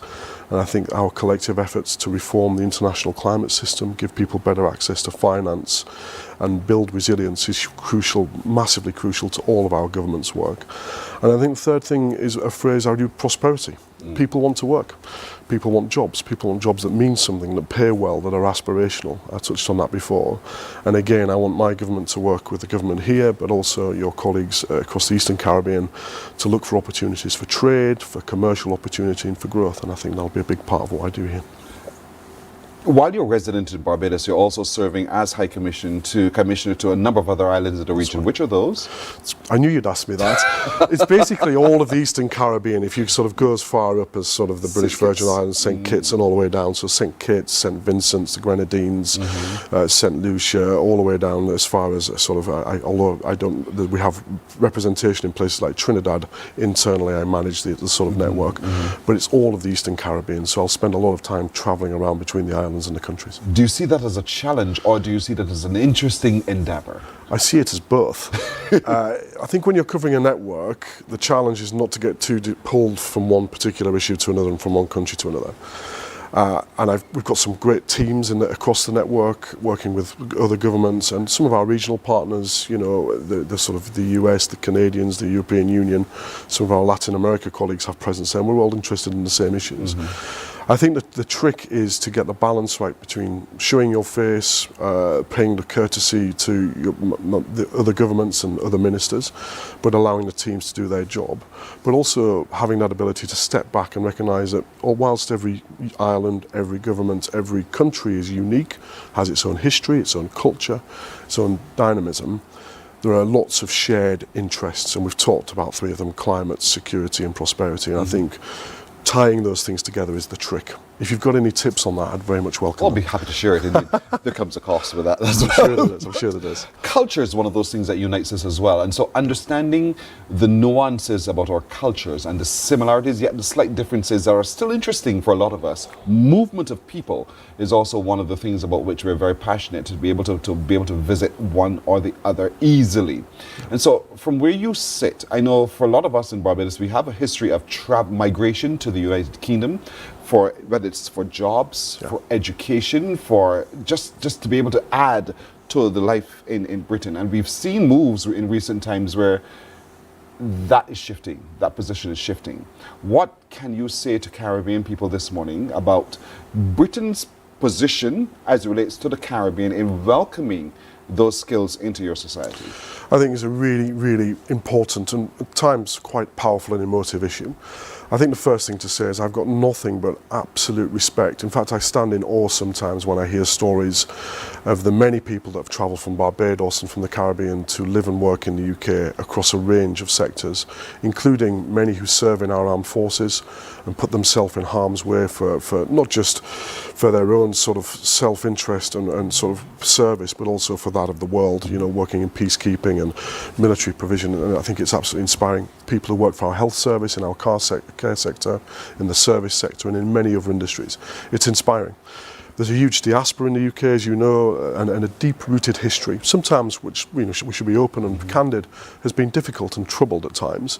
And I think recognising that, respecting that, but understanding that the rich culture in those exchanges add value to both of our countries, real value in terms of economy, in terms of cultural understanding, in terms of understanding history.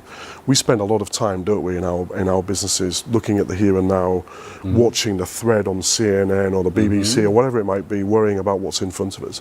We need to understand the past so we can tackle the future, and I think respecting that is really important. What I want to see, of course, is the benefit come to all of our countries. Of course, I'm interested in promoting UK economic growth and security. That's my job. But I recognise that is aided and abetted and promoted equally and sort of accelerated when the Caribbean is growing and prosperous and safe, including Barbados and the other countries around the region. So it's in my interest, in my government's interest, to see a safe, prosperous and dynamic, vocal, confident Barbados, and I want to very much work with you people that live here, your government ministers, everybody across the private sector to make sure that happens. I'd like to talk to you a whole lot more about that and trade in just a moment. As we take a break, we're coming back. We're talking to the British High Commissioner to Barbados and the Eastern Caribbean, His Excellency Simon Mustard, and more in just a moment. Morning, morning, morning. Good morning. Good morning to you.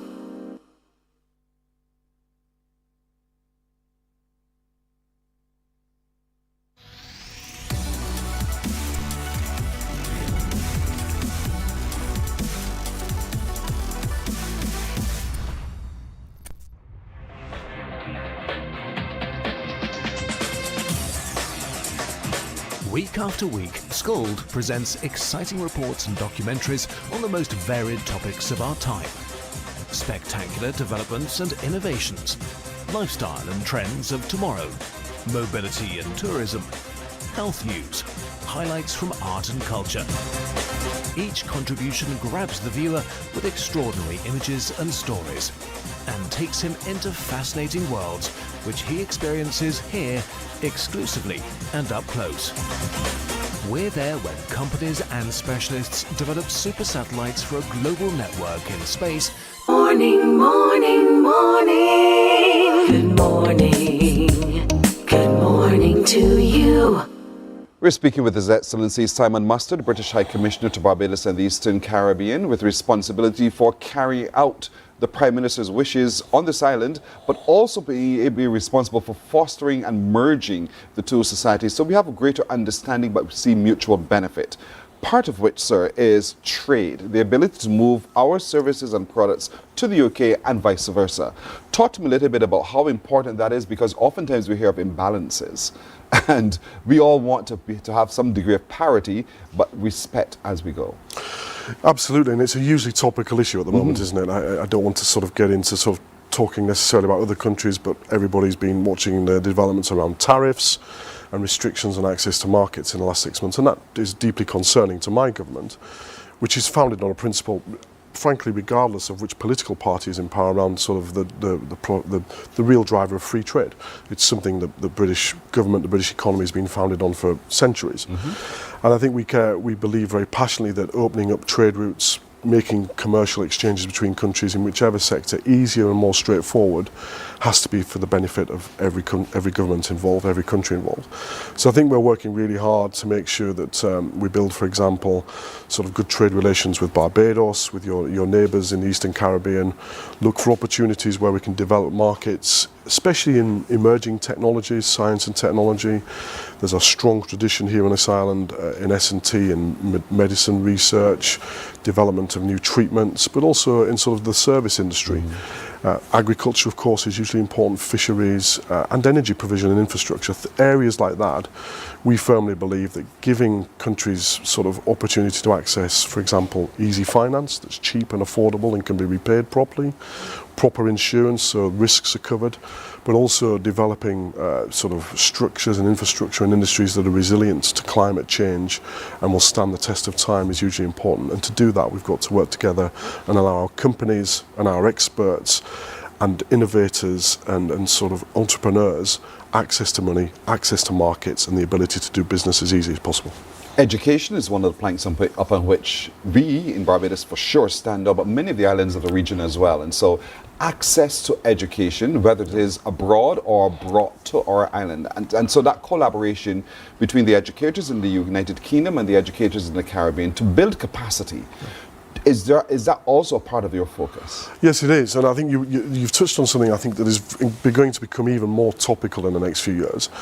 I think I'm not stating a sort of surprise to say that one of the challenges for Barbados and the Caribbean in recent years has been your brilliantly educated young people getting their degree or qualifications and then disappearing off to different parts of the world, whether it's North America, Europe, Latin America, and struggling to sort of come back or not deciding not to come back. And of course, remittances and sending money back to families is a good thing, but you want people to come back to the Caribbean and contribute and grow here.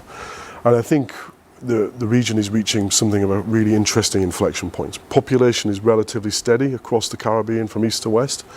But you want to pursue greater economic growth. You need to sustain that because people need money to live and survive and deal with all of the issues we talked about a few minutes ago.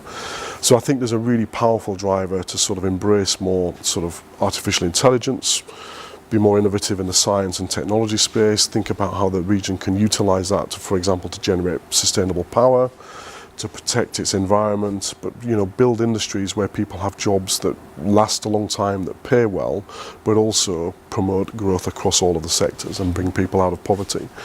And I think education's a big part of that. And it's not just about getting degrees, right? It's about the right education. It's about teaching people skills that matter for the economy. So it's great having people with degrees. I'm very fortunate to have a degree. I'm sure you've got one as well. But we also need people that can build things. We need mechanical engineers. We need carpenters, plumbers, people that have hand-on skills, artisan skills. And I think the real trick that both our economies face going forward is getting the balance of those right. And I'm very keen to be engaged with that. One of our greatest concerns at the moment is climate change and its impact on our coastlines and our coastal communities as well. And so I know you show up for us in times of hurricane season. You're there. You station your response teams all around just to be sure you create that buffer for us. But as it relates to climate change, I know that's one of your missions as well. Talk to me about how you see that becoming a practical way of, and what are the things that you put in place really so that we are able to benefit significantly from the work that you're doing? Well, as I said, and I know you feel the same and many of your countrymen feel the same way, we can talk about conflicts and war and tariffs and everything else.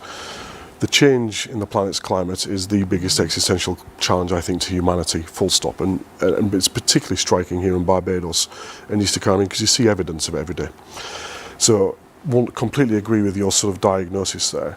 And of course, when there's a hurricane, and heaven forbid this year, we remain as storm-free as possible, both here and across the region. But of course, we will always be there to back you up, to help with supplies, get emergency response in, work with SEDEMA and the RSS and other institutions, all by the way, are locally owned and run brilliantly by Barbadians and your neighbours across the region, and a real testament to the Caribbean region's resilience and resolve. And we will be steadfast supporters of that going forward, I can assure you of that. But what we're dealing with is the symptom. We're not dealing with the cause. Yes. And the cause is the bit where we need to stay for the long term. So that's why we remain committed to reforming where we can and where we're able to through our membership of bodies like the UN and the international climate organisations, reforming it so that small islands and developing states like Barbados and your neighbours, not just here in the Caribbean but in the Pacific and elsewhere, are able to access funds as and when they need them after a disaster or an incident, that are flexible, that can be deployed quickly to the places where they're really needed, and also get access to good insurance, but also start thinking long term about building infrastructure that can survive damage, having energy and sort of power provisioning that survives storms and surges and so on and so forth. And there's lots of really good work already taking place in that space, and we'll remain very committed through the multinational organisations, but in our partnerships with Belize in pushing that forward. Fantastic. You've only been here now for a few weeks. You came in May. Yep. Your impressions so far, sir? Beautiful. I mean, of course I've got to say that. I'm being very careful not to talk about the cricket. I've got to be very conscious of that. But what struck me is the warmth of the people, the warmth of the island. It's a wonderful place just to walk around during the day and sort of meet and chat to people. I'm very conscious that we have got a history here and people recognise me as the High Commissioner and recognise the team that I work with. So I'm acutely aware of our profile and how to carry myself. And I'm just genuinely excited and just humbled to be able to represent my government here in a place as important, as vibrant and as just simply wonderful as Barbados. And I'm genuinely humbled to be here, so thank you. As I said at the beginning, welcome. We welcome you. We welcome your team as well. That's who we are as a people, and so we're excited about your being here and the work that you say you will do. And while you're doing so, we give full support to it as well. So perhaps over time you get a chance to enjoy a festival, our crop of a festival this level, and so many more of our customs and traditions and our foods, and as you go as well. And perhaps we can tap in with you to see what that experience is like as it goes as well. Brilliant. But welcome to Barbados, welcome to the Caribbean again, and we wish you every success in your tenure as British High Commissioner to Barbados and the Eastern Caribbean. Well, thank you very much, and thank you for having me as a guest. It's a privilege to be You're here. very welcome. His Excellency Simon Mustard, the British High Commission to Barbados and the Caribbean. We're welcoming him. We got a chance to introduce you to him today. Now, when you see his face through town, you know exactly who he is. And you just, hi, High Commissioner, good morning to you indeed. I wish him well. Whether it's on the beach, on the roads, anywhere, in the supermarket even. You know, he's just another one of us. He's been spending significant time in the Caribbean, so he knows us, and now we know him too. And we're taking a break here. We're back in just a moment. Morning, morning, morning. Good morning. Good morning to you.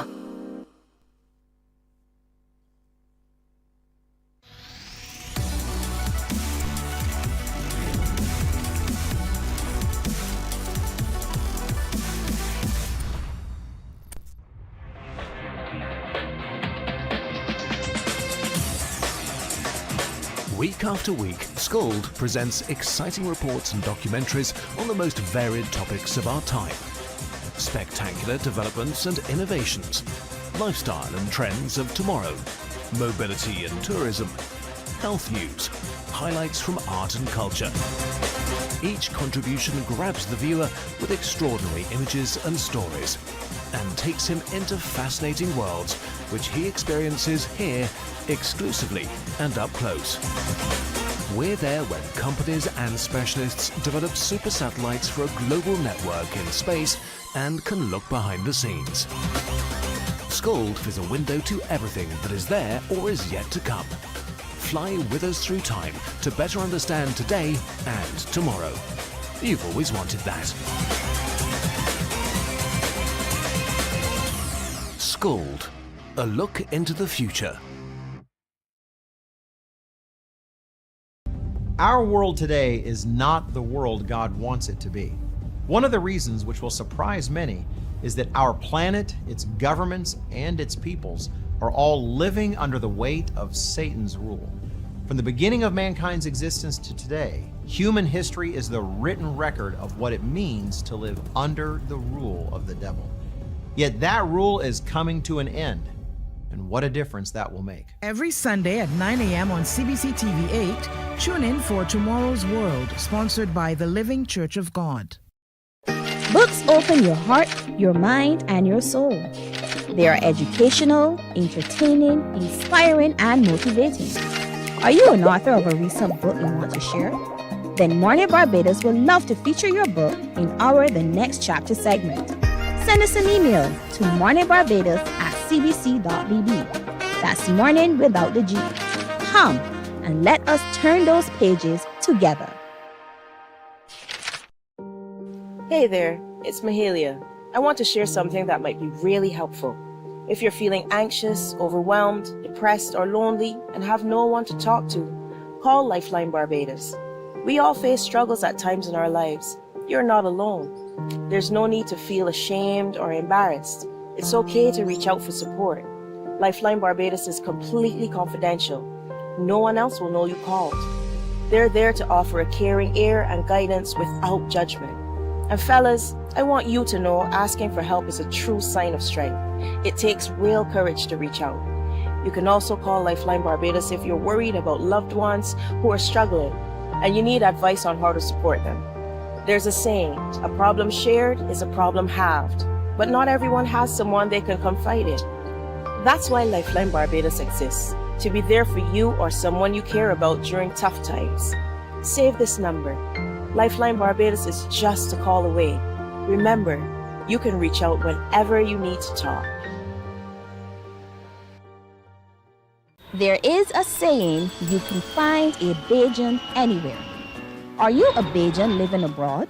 Or do you know of one who... Morning, morning, morning. Good morning. Good morning to you. 9.5 minutes now to go to the hour of 8 o'clock. I have captains, winners, and a coach with me this morning from the Barbados Squash Association. And I'm so happy to introduce them to you because there's a lot that they have been able to accomplish thus far. And there's much more that the Barbados Squash Association is doing to give further development to the sport on island. And so sitting next to me is Dominic Wilson. And next to him is Ebony Adri. They are both junior squash captains. Of course, Dominic for the males, Ebony for the females. Next to them, you know that face right there in the corner. Megan Best, senior squash champion. Indeed. I mean, and making big moves globally as well. Megan, good morning to you too. Good morning. How Welcome. are you doing? Good to Thank see you. Congratulations to Thank you. you. All the best to you. And I can keep going on indeed. Next to her is another big one in squash as well, Kamal Cumberbatch, who is also a winner and a champion as well. Kamal, good morning to you as well. Morning to you. There's a lot resting on your shoulders, you know that, right? Not at all. Of course he does. Of course he does. But next to him is Sean Simpson, who is the junior team coach with the Barbados Squash Association. I'll start with you, Sean. Welcome, first of all. Talk to me a little bit about the role you play, and can you define for me or describe for me squash in Barbados at the moment? So the role I play right now with the junior team is I'm the coach of the junior national team, and we've been training for the last 3 months in preparation for the Junior Caribbean Championships that are going to be held in Cayman Islands from the 29th of June until the 5th of July. And in terms of the landscape of squash in Barbados at the moment, we have a very vibrant community in terms of participation amongst various clubs on the island. And obviously we have the recreational player, which makes up most of the players in Barbados, along with the competitive nature or the competitive section of squash, where you have the likes of Dominic, Ebony, Megan, and Kamal. And in terms of that side, now we've been doing very well over the last few years, in particular, both at the junior level as well as the senior level. Indeed. And so 4 days from now, you guys are in competition, Dominic and Ebony. So talk to me a little bit how you're preparing yourselves for that. Alright, I'll go first. We training hard. We putting in a lot of work, and we just mentally preparing ourselves for the tournament, staying calm, and we just going to put our Coach best is not up pressuring you, right? Huh? No. Just checking. Dominic, what about you? You're confident? You're ready for this? Yeah, I'm super excited. We've been training and for all events because we have singles and doubles. And doubles is more about communication and team chemistry. So we've been working a lot on that. Who are you competing against in the tournament? A number of countries from the Caribbean, like Guyana, Jamaica, Trinidad, British Virgin Islands, and Cayman Islands because they're hosting. Yeah. And piece of cake. They don't faze you at all, right? Well, you always have to view your competitors as what they are. They're a challenge. Of course. I'm excited for the challenge. Of course. I'm glad you're excited about the challenge as well. How long have you been playing squash now? Around 7 years. 7 years. Ebony? I started in 2019 or 2018. Oh, 6 years now? Yeah. Oh, just 1 year less than he has. Yeah. And so you lead these teams, and I wish you well in the upcoming tournament. We see Megan next to you. Have you learned anything from Megan? A lot. What have you learned from Megan? I just really admire how she plays. So I really look up to her. So I learn a lot of stuff from her. Megan, knowing that, pressure? I mean, as always, you try to put the best foot forward for your name, for your country, and hopefully that's receptive to the younger people looking up, to my family, and to people I just want to make proud in general. So it's nice to hear that for sure. We see you there, we see you work your heart off, girl, and you win, and you win, and you win. The weight of the pressure of Barbados on your back, how is that for you when you're in that box? Honestly, as I said, it's a lot of hard work, just as they said that we're putting in. And when I step on court, it's more about trying to put into practice what I've been trying to do with my game thus far. So, of course, it's pressure when you really think about it holistically, but when I'm on court, it's just 1 point at a time, and that's how I like to approach it. That's the way to go, girl. Kamal, same for you? Yeah, I would no say pressure. It's more motivation than anything else, right? You got Barbados on your back. That gives you the push. Yeah, you might be in a hard point, so on. Crowd is against you. But you got Barbados on your back, so you're going out to represent. You're now internationally based. Where are you based? So I'm in New York. In New York? Yes. And so you wear that Barbados emblem very proudly, right? All the time. What's different about Barbados and New York and your approach to squash? I mean, culturally, the styles that we play are very different, but I mean, if I could adapt both of them into my game, I think is better off for me, especially going to these international tournaments. My game has changed significantly since I've been there. So I think it's all for the best. It's all for the best. Changed significantly for the best. Oh, yeah. Megan, you're also internationally based. Where are you? Yeah, so I just finished my school career in Virginia, finished the master's there. So I'll be heading, thank you, yeah. So I'll be heading to New York as well, joining Kamal there, and I'll be based there from now. Is this your life's profession? Squash and sports? So far it seems that way. No, it's squash has brought me my closest friends, my best memories. So I owe a lot to the sport. And for now, it's definitely sights on the Olympics. We just got in for the LA Games, so I'll be training hard for that for the short-term future. But for now, that squash is definitely what I'm focused on. Fantastic. What does it mean to you, Kamal, to know that squash is now a part of the Olympics? I mean, that's everything, right? Yeah. From the time I was a little kid.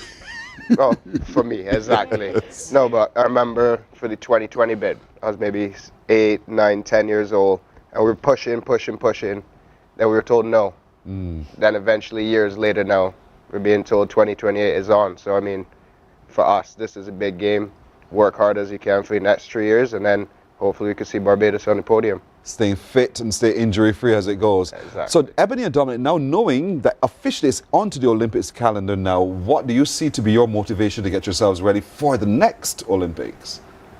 Next, I'll just say to train hard, because you never know what could happen, and just stay, just prepare yourself for that. The opportunity when it comes. Yes. And so, Sean, in terms of getting the development of the sport ready for the next stage, which is the Olympics, what is the association doing here to make sure that we get these youngsters ready?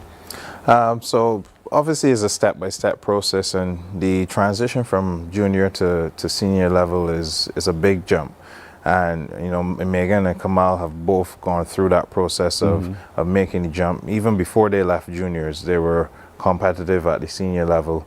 And one of the key things I believe that the association is looking to do going forward is to ensure that training periods will be much longer than in the past. And I think that's an important stage for any level, both the junior and the senior, but more important at the senior level, because that's what's going to separate you from being a good player to being a great player. And I know that is the ideology of the association at the moment, and that's what's going to happen. This is fantastic. This is all brilliant. It is so good to meet all of you this morning. Honestly, I am immensely proud. The next generation, this one is still existing. They're still headed. They're going to the Olympics, ladies and gentlemen. Barbados will be represented at the Olympics by Kamal and Megan, and other people in the team. I'm not sure yet. We're not sure what the qualification process We is. doing this thing? But we're going for it. We're for doing sure. this. We're doing this. Indeed. I'm positive for you already. But to you, Kamal, and to you, Megan, all the best on that journey towards the Olympics. So, Ebony and Dominic, I know that you're trotting behind. You will do well as well. So, keep focused, and your teams, which you captain as well, which is well done for you as well. And Sean, thanks for coaching these youngsters as well as you do. Thank you so much. Thank indeed. you. But thanks to all of you and to the Barbados Squash Association. Our people on social media are commenting about you guys as well. They're saying congratulations to the squash team, make Barbados proud. They're recognizing you, Megan. They're recognizing you, Kamal, as well. And so they're talking about you on our social media, Mornin Barbados, and we're happy about that. We're happy to be able to position you in the way that we know that you can only do better from here. Well done. Thank you. Thank you. Barbados is super, super proud of you. Thank you very much.